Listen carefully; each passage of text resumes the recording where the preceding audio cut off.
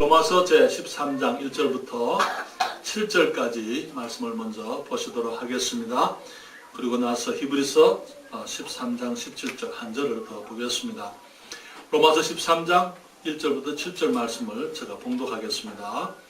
각 사람은 위에 있는 권세들에게 굴복하라. 권세는 하나님께로 나지 않음이 없나니 모든 권세는 다 하나님의 정하신 바라. 그러므로 권세를 거스리는 자는 하나님의 명을 거스림이니 거스리는 자들은 심판을 자취하리라. 관원들은 선한 일에 대하여 두려움이 되지 않고 악한 일에 대하여 변하니 내가 권세를 두려워하지 아니하려느냐. 선을 행하라. 그리하면 그에게 칭찬을 받으리라. 그는 하나님의 사자가 되어 내게 선을 이루는 자니라. 그러나 내가 악을 행하거든 두려워하라. 그가 공연히 칼을 가지지 아니하였으니 곧 하나님의 사자가 되어 악을 행하는 자에게 진노하심을 위하여 보응하는 자니라. 그러므로 굴복하지 아니할 수 없으니 노를 인하여만 할 것이 아니요 또한 양심을 인하여 할 것이라. 너희가 공세를 바치는 것도 이를 인함이라. 저희가 하나님의 일꾼이 되어 바로 이 일에 항상 힘쓰느니라. 모든 자에게 줄 것을 주되 공세를 받을 자에게 공세를 바치고 국세 받을 자에게 국세를 바치고 두려워할 자를 두려워하며 존경할 자를 존경하라. 아멘. 우리 히브리서 제13장 되겠습니다. 히브리서 제13장 17절 말씀, 우리 신약 뒷부분에 히브리서 제13장 17절 말씀 한 절을 제가 봉독하겠습니다. 주님 말씀하시기를 너희를 인도하는 자들에게 순종하고 복종하라. 저희는 너희 영혼을 위하여 경성하기를 자기가 회개할 자인 것 같이 하느니라. 저희로 하여금 즐거움으로 이것을 하게 하고 근심으로 하게 말라. 그렇지 않으면 너희에게 유익이 없느니라. 아멘. 기도하겠습니다. 거룩하신 아버지 하나님께서 저희들에게 오늘 다시 이렇게 모여서 우리 주님을 섬기고 주님께 예배를 드릴 수 있도록 주님이 축복해 주신 것을 감사드립니다. 주님, 정말 저희들이 그리스도인으로 이 땅을 살아갈 수 있는 특권을 감사드리며 주님, 저희들이 새 생명을 얻었지만은 새 생명을 살아갈 수 있는 원리 또한 성경 말씀 가운데 우리에게 다 보여주셨습니다. 저희들이 말씀의 진리를 알고 깨달으며 그 말씀을 따라 살아감으로 이 땅에서 그리스도인들로 부족함이 없게 하시고 많은 사람들의 앞에서 그리스도의 복음을 실제로 증거하고 사람들을 주님께로 인도하며 영혼들이 그리스도의 모든 사람을 구원하시는 하나님의 은혜가 저희들의 삶을 통하여 나타나고 영혼들이 주님께로 돌아오도록 도와주시옵소서. 먼저 교회에 허락하신 주의 신실한 자녀들을 감사드립니다. 저들 한 사람 한 사람이 정말 세상 앞에서 부끄러움이 없는 그리스도인이 되고 또 그렇게 살아갈 수 있도록 주님이 축복해 주시옵소서. 이 시간 주님께서 주의 말씀을 축복하시되 성령께서 온전히 역사해 주시옵기를 예수님의 이름으로 기도했습니다. 아멘. 자리에 앉으시겠습니다. 우리가 지금 우리가 지난 몇 주 동안 그리스도인으로서 이 땅에서 살아가는 새 생명의 또 새로운 삶의 원리를 함께 생각을 하고 있습니다. 오늘은 그 세 번째 시간입니다.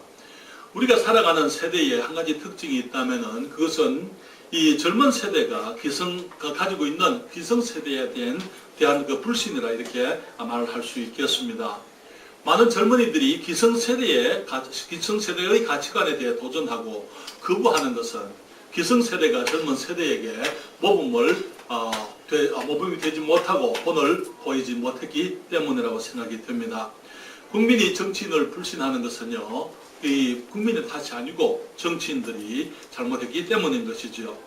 백성들이 정부를 신뢰하지 못하는 것은 백성들이 잘못하기 때문이라기보다는 정부가 신뢰를 저버렸기 때문이라고 말할 수가 있습니다. 많은 가정에서 부모가 자녀들로부터 이 존경을 받지 못하는 것은 자녀들이 나빠서라기보다 이 부모가 존경을 상실했기 때문이라고 생각이 되는 것입니다. 우리가 전도지를 들고 전도를 나가게 되면은요, 어린 아이들이 더 쉽게 전도지를 받아들입니다. 그리고 아이들이 훨씬 대화하기가 쉽습니다. 나이가 들수록 거부하는 경향이 더 커지는 것은 나이가 들면서 사람들이 나빠지기 때문이다 그런 것이 아니고 저들이 성장하면서 기성세대나 어른들에 대해서 실망하고 상처 입는 일들이 너무 많기 때문에 그런 일들이 생기고 있다고 그렇게 저는 믿습니다. 한 마을에 효자로 소문난 한 아이가 있었습니다. 마을에서나 학교에서 그 아이에 대해서 사람들이 다 칭찬을 했습니다. 옆집에 한 아이가 그 아이를 보고 부러웠어요. 자기도 효자가 되고 싶었어요.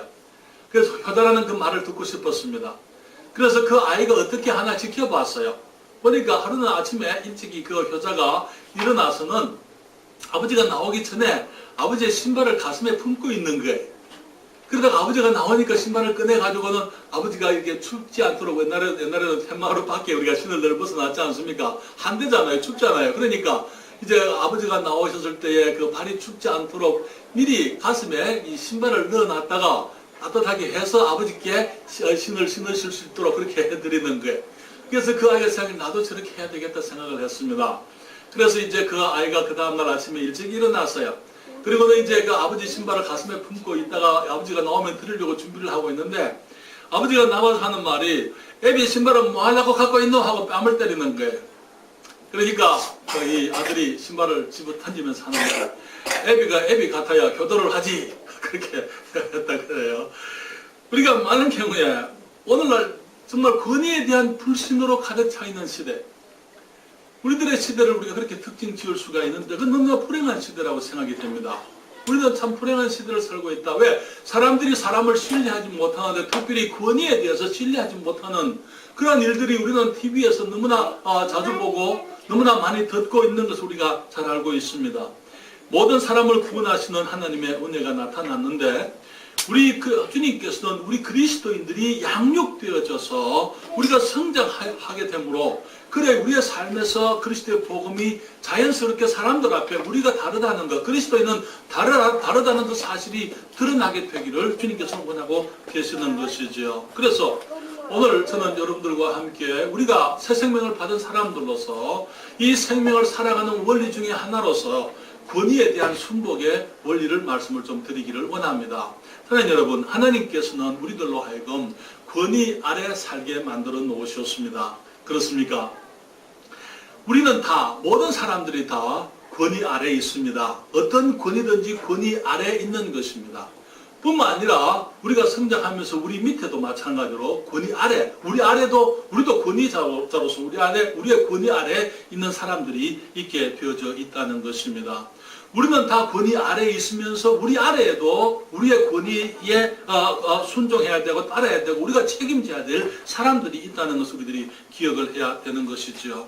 그래서 우리가 어렸을 때부터 권위에 순종하는 것을 아이들에게 가르치지 아니하고 또 우리가 배우지 못하면은 우리가 권위가 되었을 때에 또 우리 아이들이 권위자가 되었을 때에 좋은 권위자가 될 수 없다는 것. 순종해보지 못한 사람은 다른 사람들을 이렇게 따로 지도할 수가 없다는 그 원리를 우리가 기억을 해야만 되는 것입니다.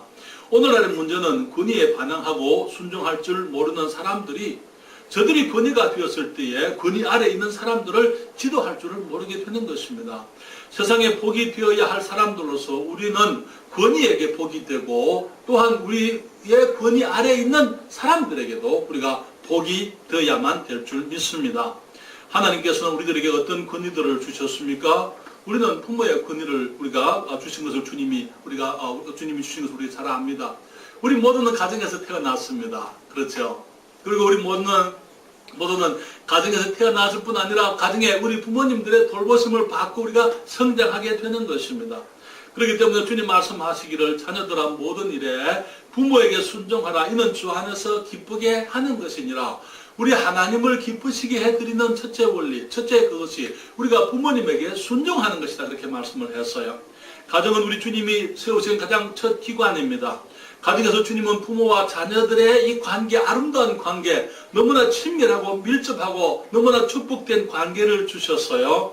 그래서 자녀들은 부모의 보호와 지도 아래서 성장할 수 있도록 주님께서 하신 것입니다. 그래서 부모님을 통해서 많은 경우에 주님께서는 우리의 인격을 빚으십니다. 다시 말하면 첫째로 우리가 우리의 모습이 된 것, 많은 것이 우리 부모님에게 기인한 것을 보게 됩니다. 그렇지 않아요? 우리 부모님의 가지신 그것들을 가지고 태어나는 것이지요. 또 그것들이 개발되어지는 건 마찬가지로 우리가 어렸을 때 우리 부모님의 교육을 통해서 우리들이 그 양육을 받으면서 우리의 가능성들이 개발되어지는 것입니다. 우리는 정부의 권위 아래에 있습니다. 정부는 오늘 본문 로마서 13장 1절로부터 7절 이후에 보게 되면 거기에 말씀하시기를 모든 권세에게 복종하라 주님이 말씀을 하셨는데 특별히 정부의 권세에 대해서 말씀을 했습니다. 많은 사람들이 소위 그리스도인이라고 하는 사람들이 이제 노동운동이나 이 노조운동이나 그런 것들을 주장하고 그런 것을 뒤에서 부추기면서 반정부 운동을 하는 것을 보게 되는데요. 하나님의 말씀은 그렇게 가르치고 있지는 않아요. 물론 정부가 잘못할 수 있습니다. 그렇죠? 그러나 우리 전자매님 말씀하시기를 잘못하면 그게 심판을 누가 국민들이 심판하는 거예요. 투표로 심판하는 건 아닙니까? 그렇죠?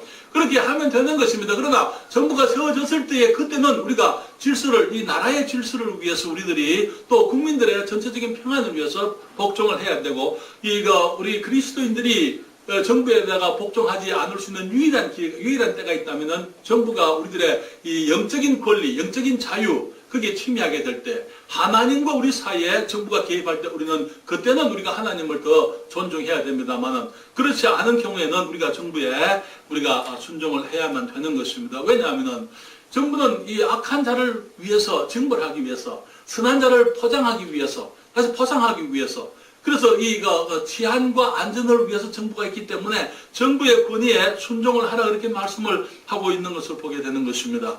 정부는 하나님이 세우신 게, 가정을 주님이 세우셨지만은 또한 정부도 하나님이 세우신 것입니다. 모든 권세가 다 하나님께로부터 나는 것이다. 그렇게 주님이 말씀을 하고 있습니다. 그래서 우리 창세기 9장 6절에 주님이 사람을 친히 다스릴 때는 이 노아의 홍수가 나버렸어요. 주님이 직접 다스리니까. 그래서 주님께서 노아 홍수 이후에 주님께서 말씀하시기를 무릇 사람이 피를 흘리면 사람이 그 피를 흘릴 것이니 이는 하나님이 자기 형상대로 사람을 지었음이니라. 사람들이 사람을 만약에 피를 흘리면 살인을 누가 하게 되면 누가 그 사람이 피를 흘리라고요? 사람이. 하나님이 더 이상 하지 않고 사람들이 이제는 정부가 이제는 그런 사람들을 심판하고 재판하고 처벌하도록 그렇게 주님이 만드신 것이죠. 그래서 이 정부는 하나님이 세운 것이고 정부는 선한 일을 위해서 있는 것이 아니라 그랬어요. 악한 자들을 위해서 있는 것이다. 그래서 선한 사람들이 선한 모습으로 살아갈 수 있도록 하기 위해서 악한 사람들을 징벌하는 그 일을 하는 것이죠. 그렇기 때문에 국민의 생명과 재산을 보호하기 위해서 정부가 자기 책임을 다해야 하고 마찬가지로 이 국민들 또한 정부에 대한 책임과 의무를 다해야만 되는 것입니다. 또한 우리 사회는요, 사회의 권위가 있습니다.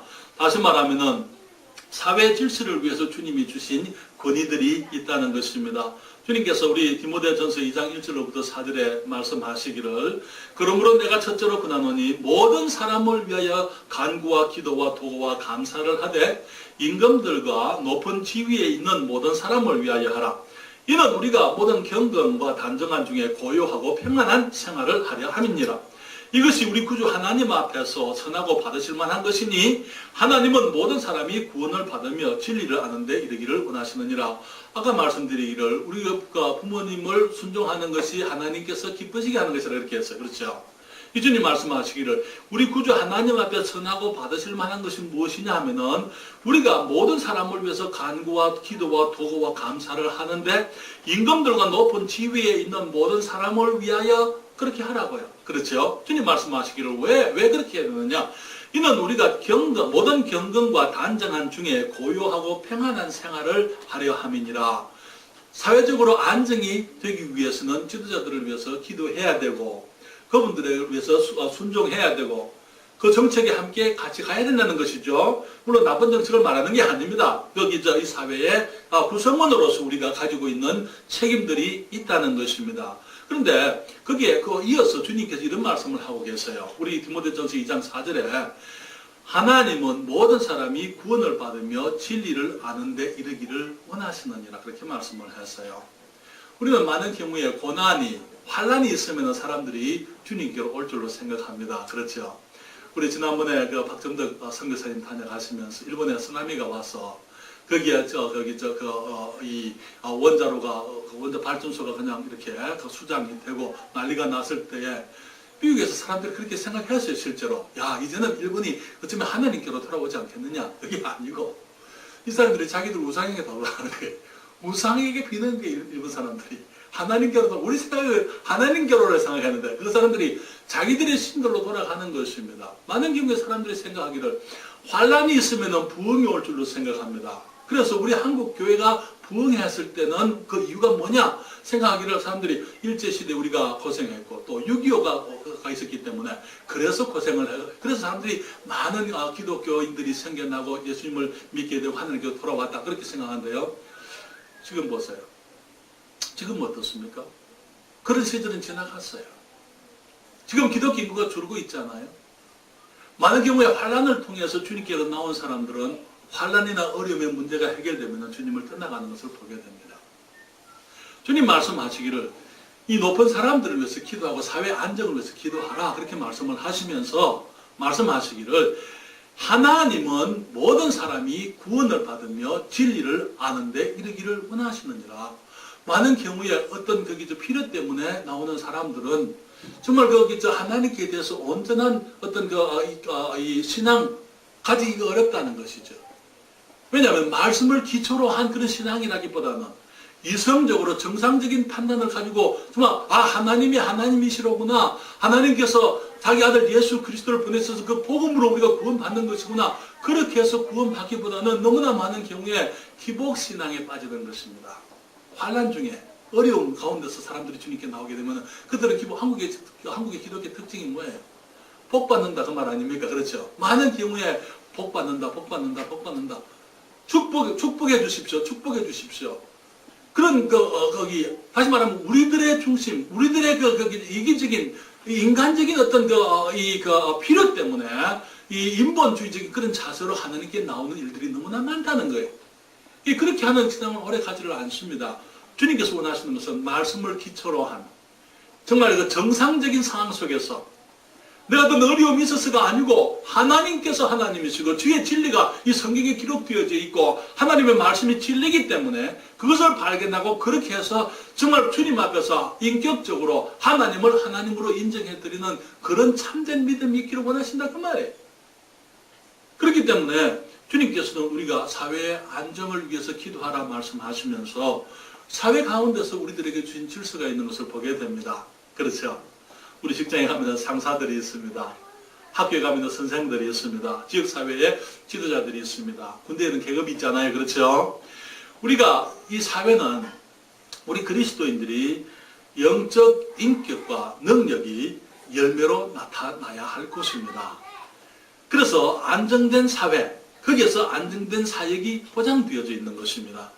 안정된 사회에서 복음이 바르게 전거되어 모든 사람이 구원을 받고 진리를 알게 되기를 원하시는 것이 우리 주님의 뜻이라는 것이죠. 그래서 우리 주님께서는 우리가 이 사회 안에서 주어진 질서, 원리 가운데 권위 아래 우리들이 순종하는 것.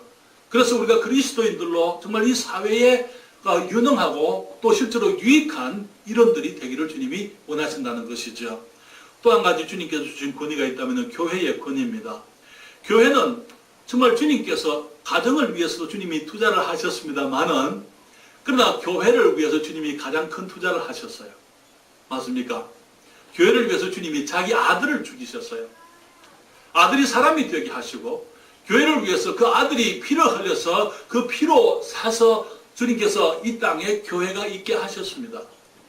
그렇기 때문에 이 교회는 하나님께서 가장 귀히 보시는 아름다운 교회. 주님께서 이스라엘 백성들을 주님의 눈동자라 그렇게 얘기를 했어요. 이 교회는요, 눈동자의 눈동자라 생각할 수 얘기하는 하나님께서 그만큼 교회를 귀하게 보는 것입니다. 주님께서 마태복음 16장 18절 19절에 말씀하시기를 또 내가 내게 이르노니 너는 베드로라 내가 이 반석 위에 내 교회를 세우리니 음부의 권세가 이기지 못하리라.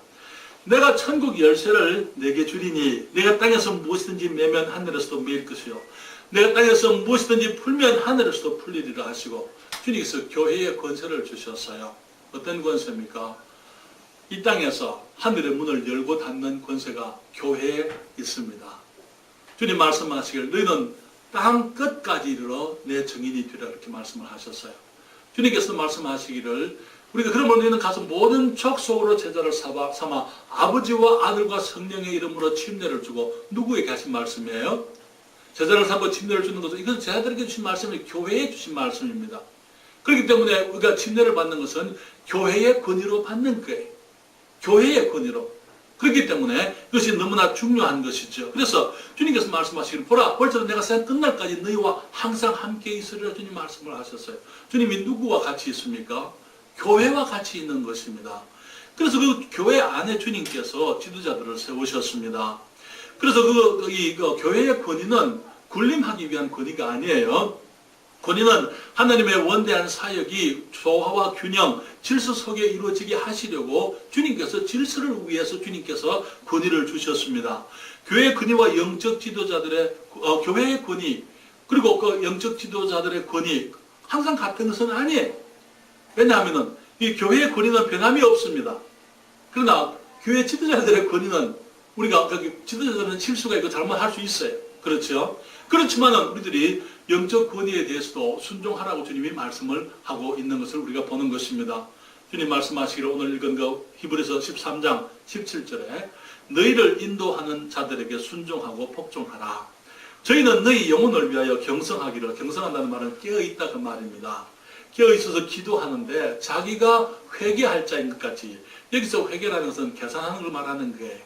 어느 성도가 죄를 지으면 그 죄에 대해서 정말 목사님들이 하나님 앞에서 내가 값을 지불해, 내가 계산해야 될 것처럼 그렇게 생각한다 그 말인 것입니다.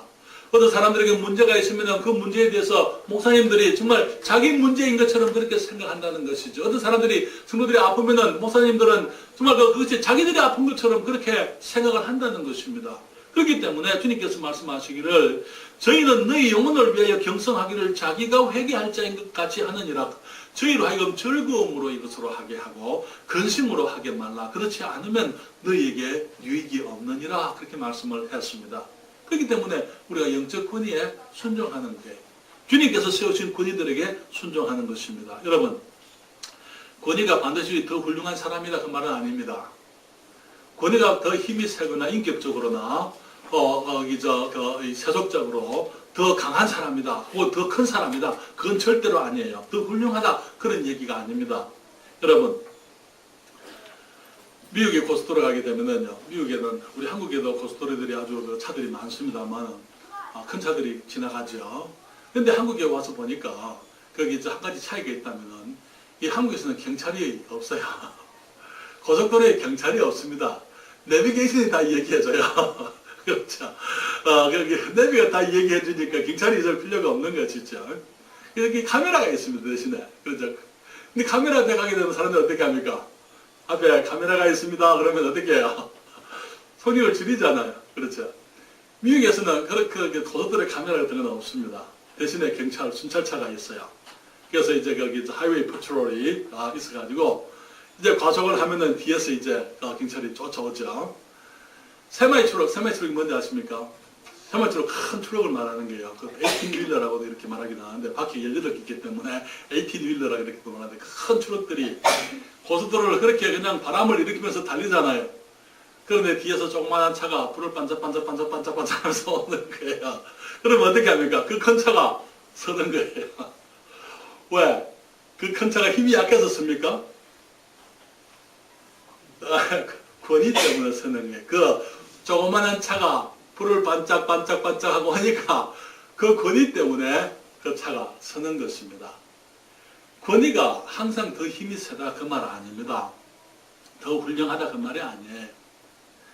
지난번에 우리 전부님 말씀하시기를 조카가 아드님이 삼촌하고 발걸음을 해가지고 발걸음을 이겼다고요. 조카가 이겼다고요. 어렸을 때는 어른들이 힘이 셀 수 있어요. 그러나 아이들이 장성하면 못 당하죠. 힘으로는. 그렇잖아요.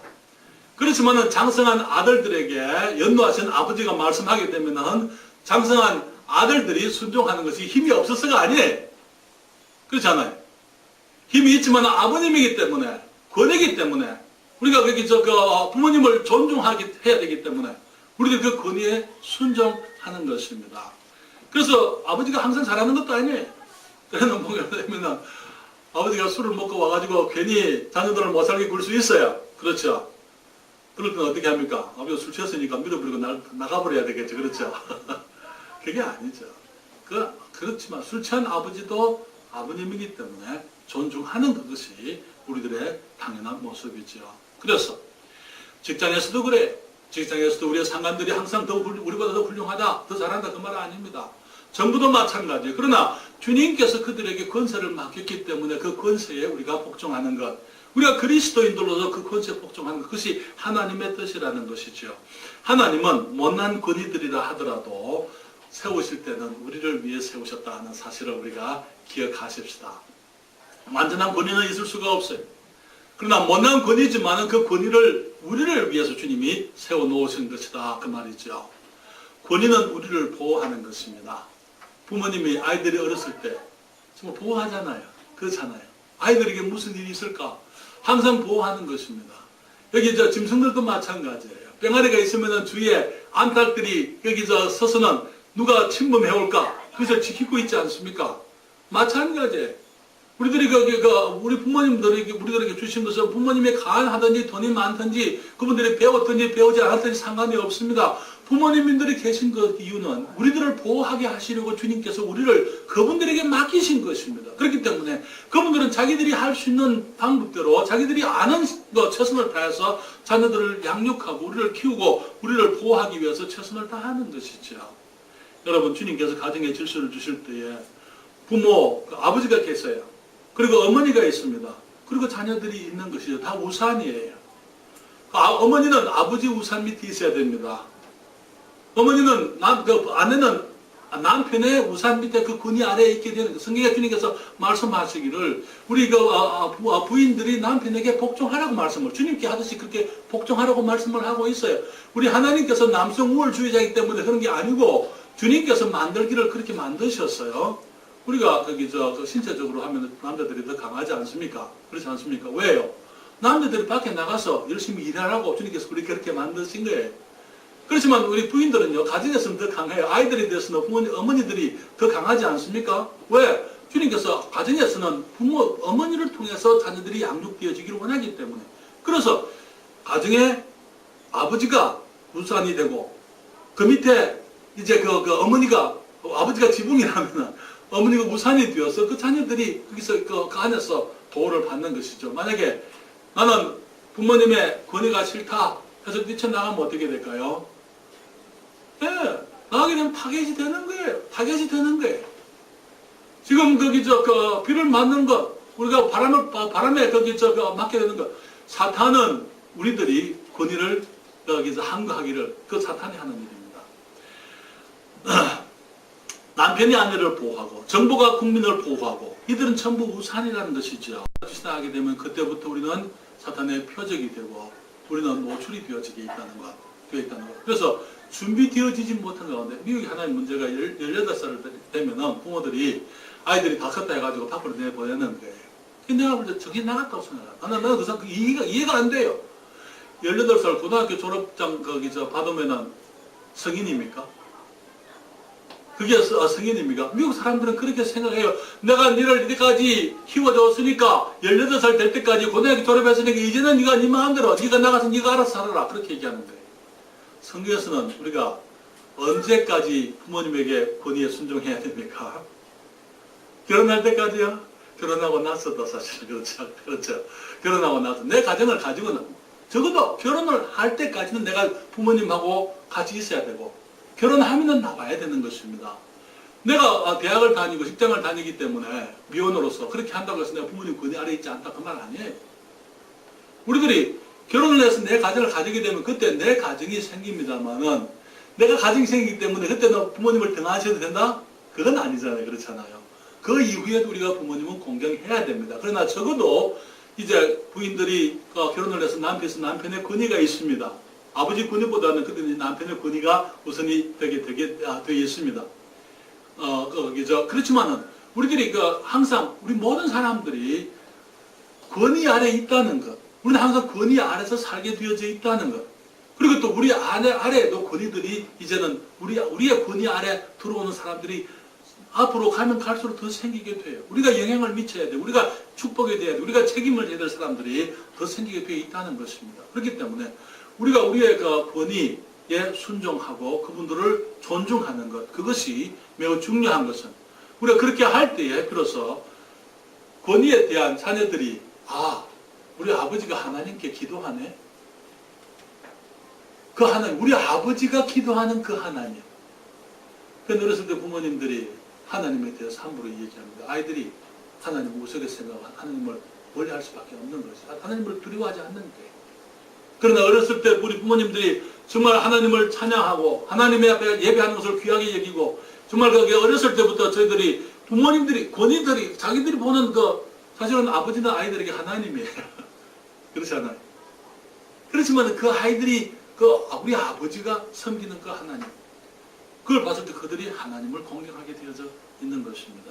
그러지 않으면은 우리들이 결국은 아이들에게 권위에 순종하는 것을 가르치지 못하게 되는 것입니다. 권위는 우리를 훈련하게 되어져 있어요. 우리를 보호할 뿐 아니라 권위가 우리를 훈련합니다. 권위는 우리들에게 노라는 말을 합니다. 그렇죠. 안 된다는 그 말을 우리의 권위가 우리에게 하는 거예요. 왜냐하면은 내가 가지고 있는 그 모든 것이 다 유익한 것들이 아니기 때문에 아니라는 말을 통해서 내게 있는 부적절한 것들, 내게 있는 없어야 할 것들, 그런 것들을 제거하기를 원하는 거예요. 어떤 분이 이렇게 얘기했습니다. 우리 부모님들은 마치 무엇 같으냐? 하나님께서 양손에 정과 망치를 쥐고 있어요. 그래서 우리는 주님이 이제 빚어가시는 하나의 원석입니다. 거기에서 주님께서 이 정과 망치를 가지고 우리에게 있는 있어서는 안 될 것들, 내가 하나님의 완전한 작품이 되는데 방해되는 것들, 찍어져 나가야 될 것들을 정과 망치로 나를 쫓아서 나를 빚으신다. 하나님께서 우리 부모님을 사용해서 나를 그렇게 만드신다. 그렇게 얘기를 했습니다. 그래서 내게 있는 못난 것, 쓸모없는 것들을 찍어내는 것이죠. 가정에서 우리가 순복하는 것을 배우지 못하고 뛰쳐나가면 사회의 권위 아래서 빚어져야 돼요. 너무나 많은 사람들이 부모님 미국에서 그런 말을 해요. 정말 부모님이 너무 싫은 거예요. 아버지가 늘 간섭만 하고 구속만 하니까. 그래서 내가 해병대 지원하겠습니다. 웃는 게 그래 한번 가봐라 그러면은 해병대 지원하면 어떻게 됩니까? 거기에서는 부모님에게 하듯이 반말할 수 있어요? 반박할 수 있습니까? 그러니까 사회에 나가게 되면 사회에서라도 그걸 배우게 되어져 있는 거 배워야 가정에서 못 배우면 다른 데서라도 배워야 되는 거예요. 만약에 다른 데서 못 배우게 되면 교도소에 가서라도 배우게 되는 것입니다. 어디서 배우는 게 좋습니까? 가정에서 우리가 아이들을 부모에게 순복하는 것을 가르쳐야 되고 우리가 가정에서 배울 수 있도록 해야만 되는 것입니다. 결국 정부의 권위에 도전하게 되고 그런 사람들은 순복을 배우지 이 권위 순종의 걸 배우지 못한 사람들은 그렇게 되게 되어 있습니다. 그런 사람들은요 직장생활 오래 못해요. 그렇잖아요. 직장생활 오래 못하는 거예요. 그런 사람들은 교회 오면 친절하게 살겠습니까? 항상 교회 안에 불만합니다. 그렇죠. 이건 문제고 저건 문제고 보는 것마다 문제예요. 자기가 더 잘난 거예요. 자기가 더 똑똑한 거예요. 그러니까 모든 것을 판단하는 것입니다. 대안은 없으면서 거기에 대한 대안은 제시하지 못하면서 그래서 우리들이 정말 우리의 권위가 왜 있는지 우리를 보호하기 위해서 있습니다. 우리를 훈련하기 위해서 있는데 우리의 영적 인격을 위해서 우리의 권위가 있습니다. 여러분 우리 누가복음 2장 52절에 보면은 이런 말씀이 있습니다. 찾아보십시오. 누가복음 2장 52절에 주님 말씀하시기를 예수는 그 지혜와 키가 자라가며 하나님과 사람에게 더 사랑스러워 가시더라. 그렇게 얘기했어요. 어디에서요? 갈릴리, 나사렛, 이 요셉의 가정에서 예수는 그 지혜와 그 키가 자라가며 어떻게 해서 교육의 4가지 영역을 볼 수 있어요. 지적인 성장이 있습니다. 신체적인 성장이 있습니다. 정신적인, 이거 보게 되면 사회적인 성장. 하나님과 사람에게 더 사랑스러워 가시더라. 사회적으로, 다시 말하면 정신적으로 성장을 해야 되는 거죠. 영적으로 성장해야 됩니다. 가정에서 이루어져야 될 4가지 교육의 모습이 보여지는 것이죠. 그렇죠. 지식적인 성장, 신체적인 성장, 사회적인 성장, 그리고 이 영적인 성장이 함께 가정에서 이루어져야만 되는 것입니다. 영적 성숙의 장소는요, 가정이지 교회가 아닙니다. 교회에서 우리 목사님들이나 선생님들이 아이들을 영적으로 훈련하는 게 아니에요. 영적 훈련은 어디서 받습니까? 가정에서 받아야만 되는 것입니다. 여러분, 교회에서 아무리 가르쳐도 가정에서 부모님이 목사님과 다른 말 하게 되면요, 아이들은 부모님의 말씀을 따르는 거예요. 가정이 더 중요한 거예요. 그렇기 때문에 미국에서는 늘 얘기하기를 가정과 크리스천 스쿨이 많아요. 그렇죠? 크리스천 스쿨, 학교와 교회, 이 세 가지가 함께 돼야 한 아이를 영적으로 기를 수 있다. 그런데 제일 중요한 건 어디냐? 가정이다. 그렇게 얘기해요. 가정에서의 영적 교육이 이루어지게 된다. 그렇게 얘기를 하는 거예요. 부모님이 아이들과 함께 기도하고 말씀을 대하고 어려서부터 정말 그 성경의 가르침을 우리가 부모님들이 실천하고 실제로 또 알고 또 아이들에게 교훈해야만 되는 것입니다. 한 목사님의 집에 개 한 마리가 들어왔어요. 이 예쁜 강아지가 한 마리 들어왔는데 이 색깔이 검어요. 그래서 아들들이 셋 있는데 그 세 아들이 너무 그 개를 좋아하는 거예요. 그런데 개를 찾는 광고가 나왔어요. 이런 개를 찾습니다. 색깔은 까만데 꼬리에 하얀 털 흰색 털이 세 개가 있습니다. 그래서 목사님이 그거 보니까 꼬리에 흰 털이 세 개가 있어요. 그래서 그 목사님이 그 흰 털 세 개를 뽑아버렸습니다.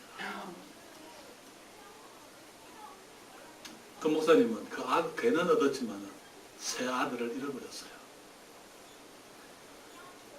부모의 신앙을 보고 아이들은 신앙을 배우게 되어져 있습니다.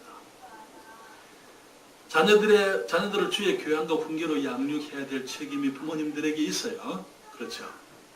주님 말씀하시기를 자녀들아 너희 부모를 주 안에서 순종하라. 이것이 옳으냐. 아이들을 양육하는 것은 쉬운 일이 아니에요.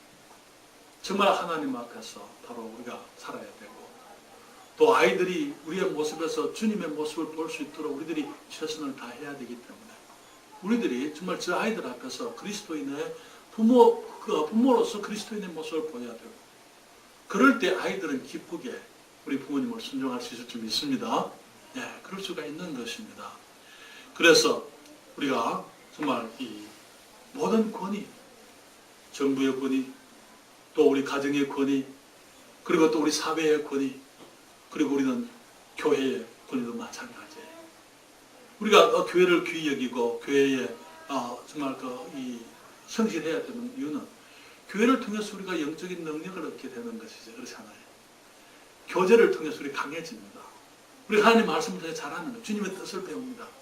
우리들이 영적으로 성숙해지는 것, 교회가 있기 때문에 가능한 것입니다. 하나님께서는 주님의 영원하신 그 일을 교회에 맡기셨고 교회가 그 일을 이루어가기를 원하십니다. 그래서 우리들이 교회 안에서 훈련되어지기를 원하는 거예요. 교회 오게 되면 여기는 사랑이 있습니다. 그렇습니까? 사랑이 없으면 사랑이 있어야 됩니다. 그렇죠? 사랑이 있어요. 격려가 있는 것입니다.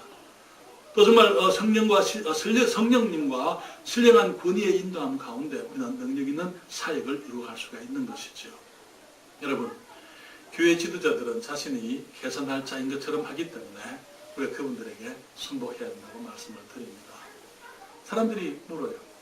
처음에 제가 미국에 처음 갔을 때 어떤 박사 부인인데 그분이 하는 말이 아니 젊은 사람이 뭐 할 것이 없어서 목사 하십니까? 네, 그렇게 얘기해요. 그런데 그분에게 목사는 내가 하고 싶어 하는 게 아닙니다. 하나님께서 내게 주신 사명입니다. 그렇습니까?